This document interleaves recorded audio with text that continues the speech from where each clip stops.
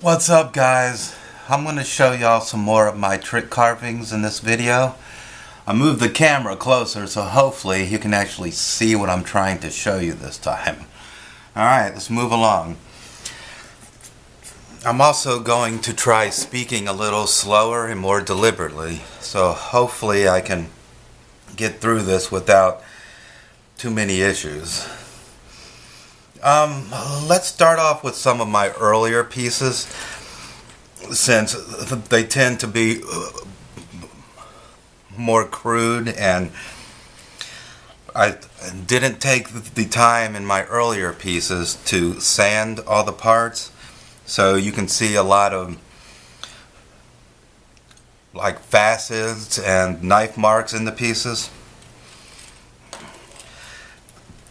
There's a lake there, balls and cages, a horizontal ring, a pair of half links, a ring, a plunger, and 3 balls in a cage.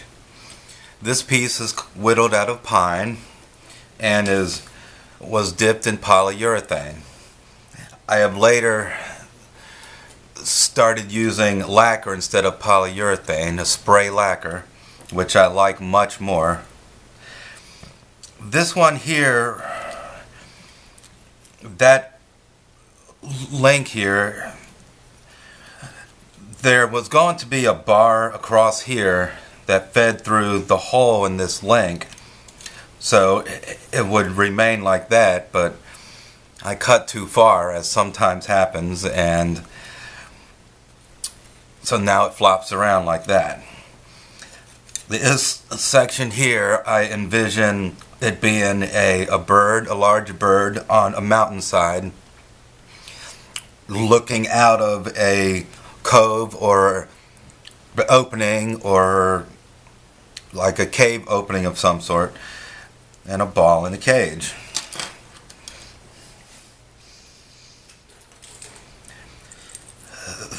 This here, also pine. It's just graduated chain links so that each one increases in length just a little as it goes down.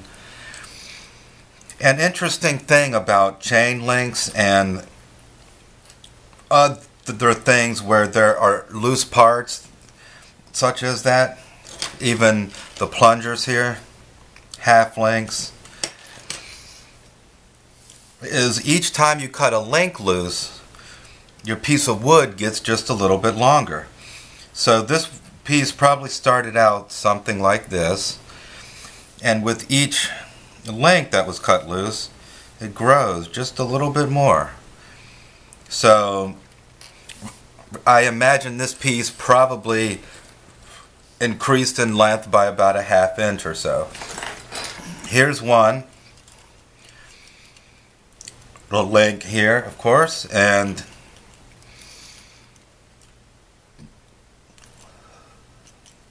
that thing, I'm not even really sure what I would call it, but that there is a variation of my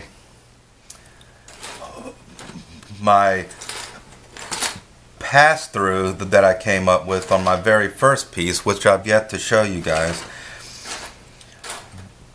But in a comment from viewer Judith Gray, she suggested, or she called that, there's a better example, a crazy 8. And hey, thanks Judith, I think I'm going to start calling those crazy 8s, because that's a good term, and it's probably more descriptive of what it actually is. And the plunger, of course. This one starts with a plunger, half links. Now sometimes when you carve balls and cages, you kind of screw up and either make the ball too small or make it so it's kind of flat and squishy, or in worst cases a disc or a pancake. And when you screw up like that, the ball falls out of the cage. It's no longer large enough to remain within. So that's what happened here. A vertical ring, length, vertical ring, the newly dubbed Crazy 8, ball in a cage, a twisted link here, and a poorly shaped hook.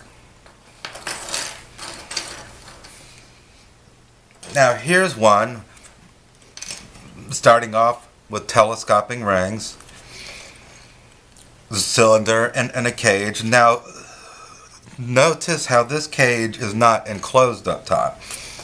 It consists of two sides that are joined only at the base here. And here's like a pivot and chain link. This one I started off with a fish on the top and some practiced face. Like there's noses and mouths. A three-sided cage with the ring. Okay.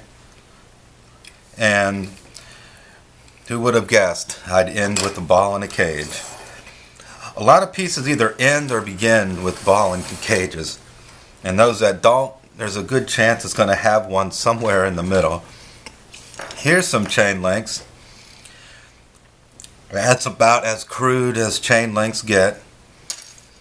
S for Steve, of course, and a very crudely shaped four-pronged anchor.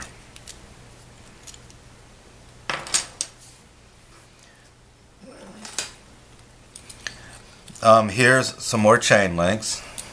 A decorative section there, and a hook.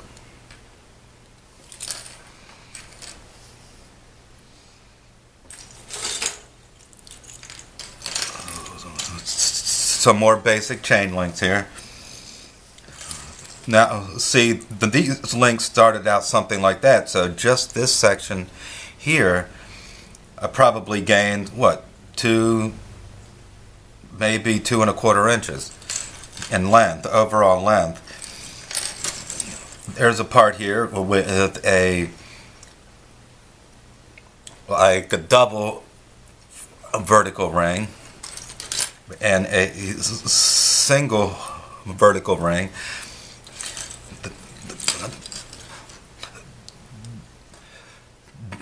Notice now that vertical rings, ones that follow the grain of the wood, are actually done pretty much exactly the same way you do chain links.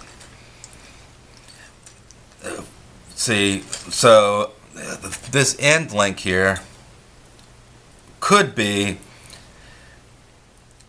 considered a vertical ring, because the real difference, at least in most of the ones I've done so far, is that a vertical ring is around only a single crossbar, as opposed to chain link, which is generally around 2 or more bars. The ones I've shown so far are all pine. They're all some of my oldest pieces. They were all dipped in polyurethane as a finish. Here's one. I think there was a ring here that I was making, but maybe it cracked or something. Here's some rings here, or a link at the end. Some telescoping rings.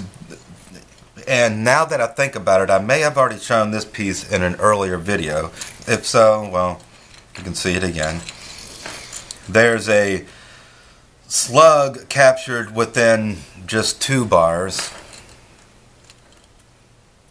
And it's kind of shaped, I don't know if you can see that, it's kind of shaped like an hourglass inside of there. Links there and a decorative lock with key. Here's a pair of rings on a ring. Now these are both horizontal rings, meaning they are cross-grained, so that, and I believe this is the way they started out. I think I did them, they were both on one side,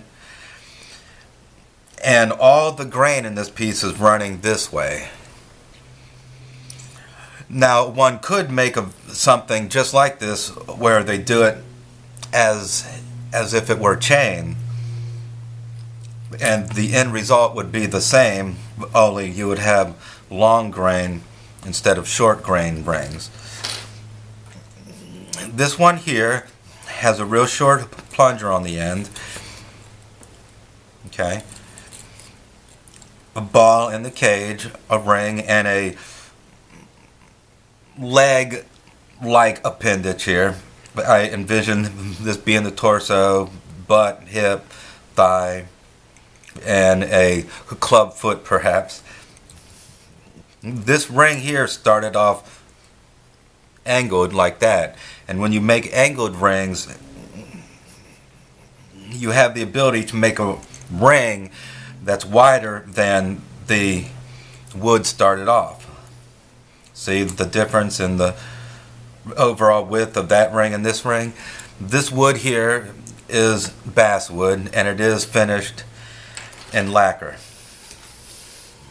This one also lacquered, but this is cedar.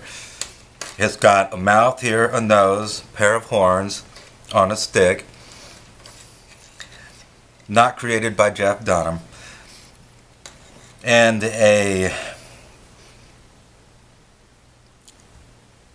I'm not sure if that would be a clockwise or counterclockwise spiral. I guess if you look down from the end, it's a clockwise spiral,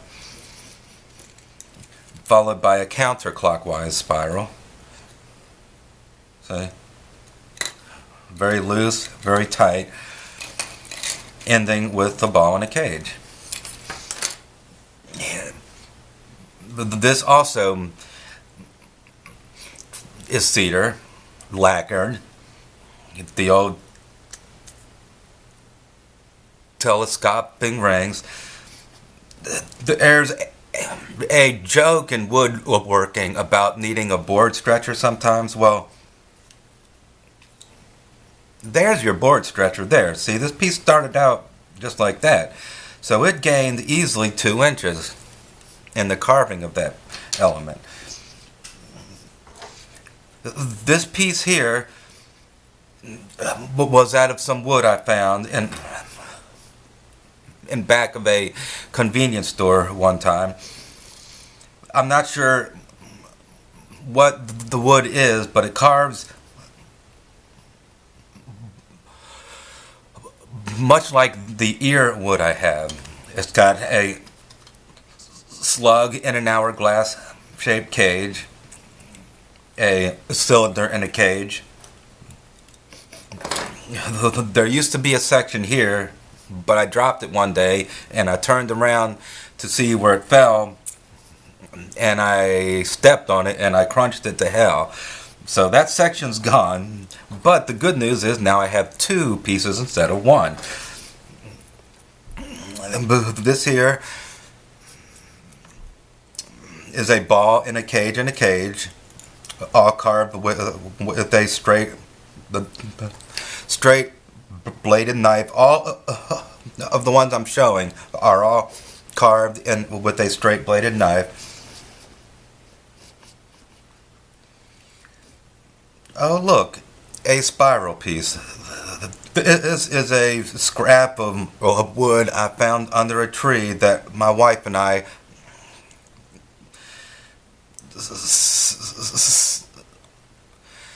sat under in Georgia on our honeymoon. This is Savannah, Georgia.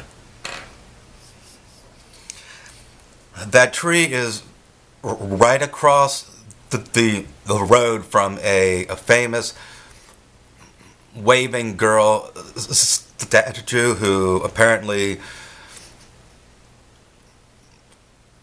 waved to see soldiers off to battle or something. And here's a piece out of some wood I found at one of our son's baseball games a couple of years ago. That too is an unknown species of wood. This is out of earwood. Again, I don't know what the wood is actually called or what tree it's from. It was just sold to me as earwood. This end I envision as the Eiffel Tower or some similar structure. It's got two different sized balls up there, a larger ball, a plunger, a rig in a cage. The cage here has a quarter twist. There's another case where either the ball inside was too small or that opening too large, and it comes out. But I have that ball somewhere. It's kind of a squished, flattened ball, but I couldn't find it at this time, and I didn't look very hard for it. Those are there to work around some dents that were in the wood I had, and a tabbed ring, a warped ring. As you see, it has two low spots and two high spots. It's kind of shaped like a wave spring.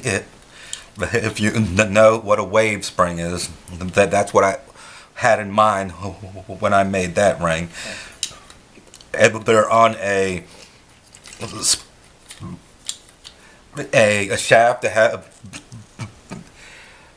having a spiral texture, ending into vertical rings here. That's all I have this time, but stay tuned. I have a lot more to show you guys. Thank you very much and have a great day. Bye.